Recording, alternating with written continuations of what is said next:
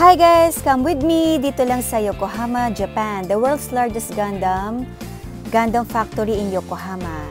Ang daming tao kasi guys, magko-close na tong Gundam factory na to sa Yokohama.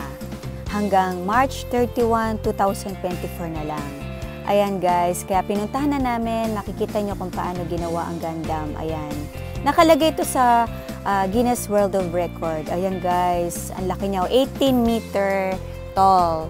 Yung robot na yan, giant moving Gundam.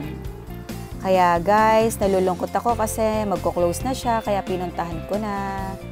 Ayan guys, mamaya panoorin natin yung paggalaw niya, yung moving Gundam. The robot, 8 times speed. Okay, watch it guys.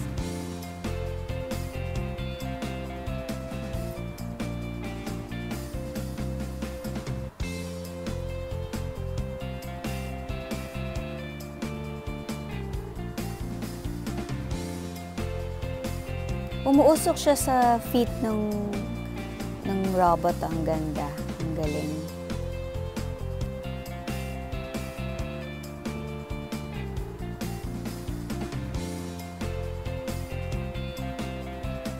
Pasensya na kayo guys kung magulo yung pagkuha kasi hindi siya nakasteady. Ayan o.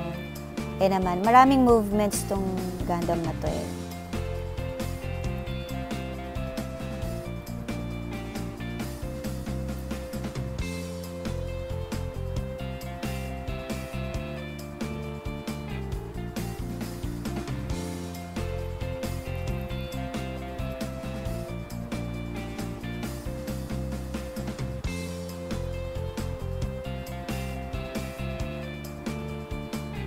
Yung ulo naman, yan.